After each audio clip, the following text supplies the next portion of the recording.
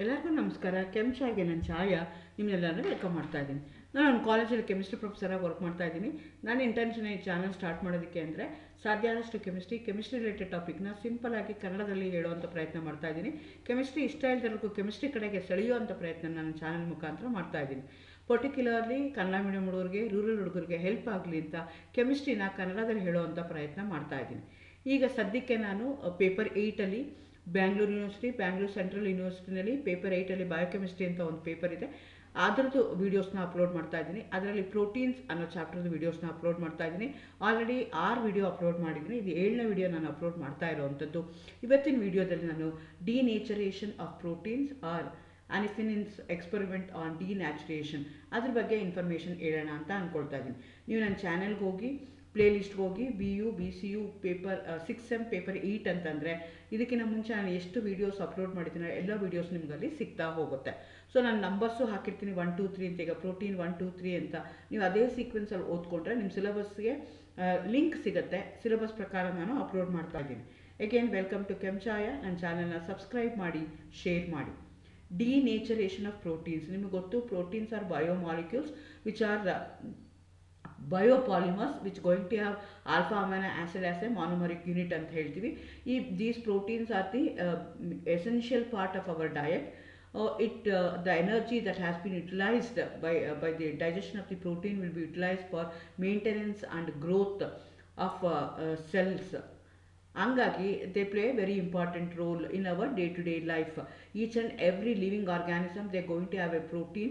So they're going to biologically, they're going to act as an hormones, vitamins, storage. So they're going to play various activity in our day-to-day life. So those proteins, they're going to they're not going to show those biological activity if there is a denaturation of the proteins. The destruction of the three-dimensional structure and shape of the protein which leads to the loss of biological activity ಅಂತದಕ್ಕೆ ನಾವೇನಂತ ಕರಿತೀವಿ, ಡಿನೇಚರೇಷನ್ of proteins ಅಂತ ಕರಿತೀವಿ. Proteins ಹೇಳ್ದಂಗೆ ನಾನು lot of biological activity ಇದೆ, storage ಇದೆ, ಸ್ಟ್ರಕ್ಚರಲ್ಲಿ support ಮಾಡುತ್ತೆ, ಟ್ರಾನ್ಸ್ಪೋರ್ಟ್ಗೆ support ಮಾಡುತ್ತೆ, ಹೀಗೆ ವೇರಿಯಸ್ ಆ್ಯಕ್ಟಿವಿಟೀಸು ಪ್ರೋಟೀನ್ಸು ಮಾಡ್ತಾ ಹೋಗುತ್ತೆ. ಯಾಕೆ ಅಂದರೆ it going to have a 3-dimensional structure. ಆ 3-dimensional ಸ್ಟ್ರಕ್ಚರು ಚೇಂಜ್ ಆಯಿತು ಅಂತ ಇಟ್ಕೊಳ್ಳೋಣ, ಶೇಪು ಚೇಂಜ್ ಆಯಿತು ಅಂತ ಇಟ್ಕೊಳ್ಳೋಣ. Again when you consider the shape of the structure of the proteins ಅಂದರೆ primary structure, secondary structure, tertiary, quaternary structure ಅಂತ ಹೇಳ್ತಾರೆ. ಆ ಸ್ಟ್ರಕ್ಚರ್ ಏನಾದರೂ ಲಾಸ್ ಆಯಿತು ಅಂತ ಇಟ್ಕೊಳ್ಳೋಣ, ಆವಾಗ ಅದರದ್ದು ಬಯಾಲಜಿಕಲ್ ಆ್ಯಕ್ಟಿವಿಟಿ ಏನಾಗುತ್ತೆ, ಹೋಗ್ಬಿಡುತ್ತೆ, ಲಾಸ್ ಆಗುತ್ತೆ. ಅದಕ್ಕೆ ನಾವೇನಂತ ಕರಿತೀವಿ, ಡಿನೇಚರೇಷನ್ ಆಫ್ ಪ್ರೋಟೀನ್ಸ್ ಅಂತ ಕರಿತೀವಿ. For example, egg is boiled, the albumin gets coagulated. This is a thermal denaturation and the process is irreversible. ಈಗ ಎಗ್ ಇದೆ, ಎಗ್ನ ನಾವು ಬಾಯ್ಲ್ ಮಾಡ್ತೀವಿ, ಎಗ್ಗಲ್ಲಿ ಏನಾಗಿದೆ, ನಮಗೆ ಪ್ರೋಟೀನ್ಸ್ ಇದೆ. ಬಿಕಾಸ್ ಆಫ್ ಹೈಯರ್ ಟೆಂಪರೇಚರ್ ಆ ಎಗ್ ಏನಾಗುತ್ತೆ, ಕೋಆಗ್ಯುಲೇಟ್ ಆಗುತ್ತೆ, ಒಡೆದೋದಂಗೆ ಆಗುತ್ತೆ. ಅದಕ್ಕೆ ಏನಂತ ಕರಿತೀವಿ ನಾವು, ಥರ್ಮಲ್ ಡಿನ್ಯಾಚುರೇಷನ್. ಪ್ರೋಟೀನ್ ಏನಾಗ್ತಾಯಿದೆ, ಅದರದ್ದು ಕ್ಯಾರೆಕ್ಟರಿಸ್ಟಿಕ್ಸು, ಅದ್ರ ಬಯಾಲಜಿಕಲ್ ಆ್ಯಕ್ಟಿವಿಟಿ ಕಳ್ಕೊಳ್ತಾ ಇದೆ. ಯಾಕೆ? Because of the temperature. ಅದಕ್ಕೋಸ್ಕರ ಇದನ್ನು ಏನಂತ ಕರಿತೀವಿ ನಾವು, ಥರ್ಮಲ್ ಡಿನೇಚರೇಷನ್ ಅಂತ ಕರಿತೀವಿ. ಇದು ಒಂದ್ಸಲ ನಾವು ಬಾಯ್ಲ್ ಮಾಡಿದ್ಮೇಲೆ ಮತ್ತೆ ಅದನ್ನು ನಾನು ವಾಪಸ್ಸು ಆಲ್ಬುಮ್ ಕೋಆಗ್ಯುಲೇಷನ್ನ ತಡೆಯೋಕ್ಕಾಗಲ್ಲ. ಹಾಗಾಗಿ ಇದನ್ನು ಏನಂತ ಕರಿತೀನಿ ನಾನು, ರಿವರ್ಸಿಬಲ್ ರಿಯಾಕ್ಷನ್ ಅಂತ ಕರಿತೀನಿ. ಡಿನೇಚರೇಷನ್ ಆದರೆ ಬಯಾಲಜಿಕಲ್ ಆ್ಯಕ್ಟಿವಿಟಿ ಲಾಸ್ಟ್ ಆಗುತ್ತೆ ಅಂತ ಹೇಳಿದೆ. ಡಿನೇಚರೇಷನ್ ಅಂದರೆ ಏನು, ಸ್ಟ್ರಕ್ಚರು, ಶೇಪು ಚೇಂಜ್ ಆಗುತ್ತೆ. ಅದಕ್ಕೆ ಆಫ್ ದಿ ಪ್ರೋಟೀನ್, ಅದಕ್ಕೆ ನಾವೇನಂತ ಕರಿತೀವಿ, ಡಿನೇಚರೇಷನ್ ಅಂತ ಕರಿತೀವಿ. ಯಾಕಾಗುತ್ತೆ? ಆ್ಯಸಿಡ್ಡು ಅಥವಾ ಆಲ್ಕಲಿ ಯೂಸ್ ಮಾಡಿದಾಗ, ಹೀಟ್ ಯೂಸ್ ಮಾಡಿದಾಗ, ಡಿಟರ್ಜೆಂಟ್ ಯೂಸ್ ಮಾಡಿದಾಗ, exposure to UV radiation or ಎಕ್ಸ್ರೇಸ್ಗೆ ಎಕ್ಸ್ಪೋಸ್ ಆದಾಗ, certain reagents like urea, mercapto, ethanol ಇದನ್ನೆಲ್ಲ ಕಂಬೈನ್ ಆದಾಗ ಏನಾಗ್ತಾ ಹೋಗುತ್ತೆ, ಪ್ರೋಟೀನು ತಂದು ಶೇಪು ಅಥವಾ 3-dimensional ಸ್ಟ್ರಕ್ಚರ್ನ ಅದೇನು ಮಾಡ್ಕೊಳ್ಳುತ್ತೆ, ಲೂಸ್ ಮಾಡ್ಕೊಳ್ಳುತ್ತೆ. ಫಾರ್ ಎಕ್ಸಾಂಪಲ್, ಇವಾಗ ತಗೊಳ್ಳೋದಾದರೆ, denature protein when treated with a suitable reagent, native protein is formed. So ಈಗ ಏನಾಯಿತು, ಕೆಲವೊಂದು ಸಲ ಏನಾಗುತ್ತೆ, ಈಗ ಎಗ್ದು ತೊಗೊಂಡ್ರೆ ಇರಿವರ್ಸಿಬಲ್, ಅದೇನು ಮಾಡೋಕ್ಕಾಗಲ್ಲ. ಕೋಆಗ್ಯುಲೇಟ್ ಆಗಿರೋಂಥದ್ದನ್ನ ಎಗ್ ಆಲ್ಬುಮ್ ಕೋಆಗ್ಯುಲೇಟ್ ಆಗಿರೋದನ್ನು ನಾನು ಕೋಆಗ್ಯುಲೇಷನ್ ತೆಗಿಯೋಕ್ಕಾಗಲ್ಲ.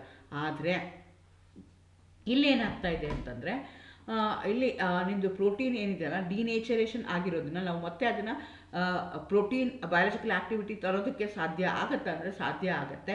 But in a certain conditions. ಅದಕ್ಕೆ ನಾವೇನಂತ ಕರಿತೀವಿ ಅಂದರೆ ರಿನೇಚರೇಷನ್ ಆಫ್ ಪ್ರೋಟೀನ್ಸ್ ಅಂತ ಕರಿತೀವಿ. Reverse of opposite of denaturation is called as renaturation or refolding ಅಂತ ಹೇಳ್ತೀವಿ. ಆ ಸ್ಟ್ರಕ್ಚರ್ ಏನಾಗಿರುತ್ತೆ, ಶೇಪ್ ಏನಾಗಿರುತ್ತೆ, ಚೇಂಜ್ ಆಗಿರುತ್ತೆ. ಆ ಚೇಂಜ್ ಆಗಿರೋ ಶೇಪ್ನ ಮತ್ತೆ ತರಕ್ಕೆ ಸಾಧ್ಯ ಆಯಿತು ಅಂತಂದರೆ ಆವಾಗ ಪ್ರೋಟೀನ್ದು ಬಯಾಲಜಿಕಲ್ ಆಕ್ಟಿವಿಟಿ ರೀಗೇನ್ ಆಗುತ್ತೆ. ಅಂಥದಕ್ಕೆ ನಾವೇನಂತ ಕರಿತೀವಿ, ರೀನೇಷನ್ ಆಫ್ ಪ್ರೋಟೀನ್ಸ್ ಅಂತ ಕರಿತೀವಿ. ಅದಕ್ಕೊಂದು ಎಕ್ಸಾಂಪಲ್ಲು ನಾವು ಇಲ್ಲೊಂದು ಮಾಡ್ಬೋದು. Ribonuclease is an enzyme which acts as a which contains 4 disulfide bonds. ಈಗ ಒಂದು ಪ್ರೋಟೀನ ತೊಗೊಂಡಿದ್ದೀವಿ, the protein is a enzyme is also a protein, ಅದನ್ನು ತೊಗೊಂಡಿದ್ದೀವಿ. It going to act as a catalyst, biocatalyst ಅಂತ ಕರಿತೀವಿ.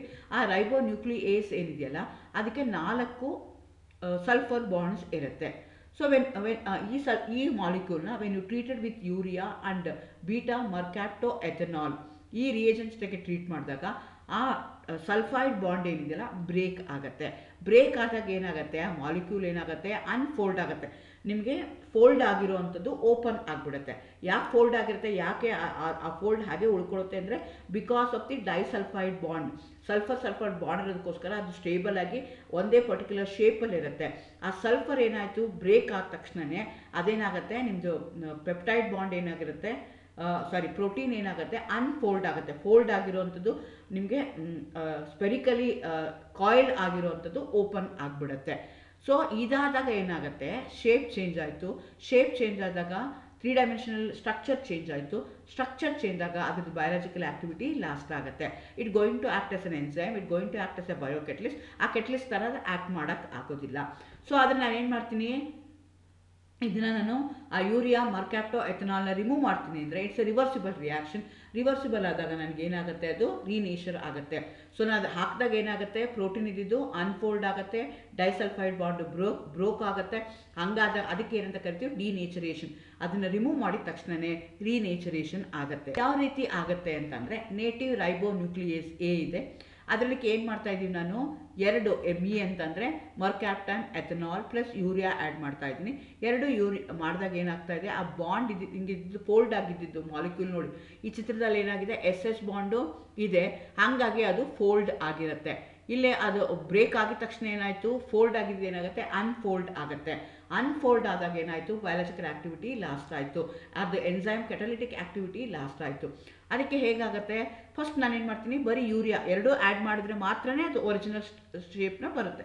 ನಾನೇನು ಮಾಡ್ತೀನಿ, ಫಸ್ಟ್ ಯೂರಿಯಾ ಹಾಕ್ತೀನಿ ಅಂತ ಇಟ್ಕೊಂಡು, ಯೂರಿಯಾ ಹಾಕ್ಕೊಂಡಾಗ ಏನಾಗುತ್ತೆ, ನಿಮಗೆ ಡೈಸಲ್ಫೈಡ್ ಬಾಂಡ್ ಫಾರ್ಮೇಷನ್ ಆಗುತ್ತೆ, ಆದರೆ ರ್ಯಾಂಡಮ್ ಆಗುತ್ತೆ, ಯೂನಿಫಾರ್ಮ್ ಆಗಿ ಆಗಲ್ಲ.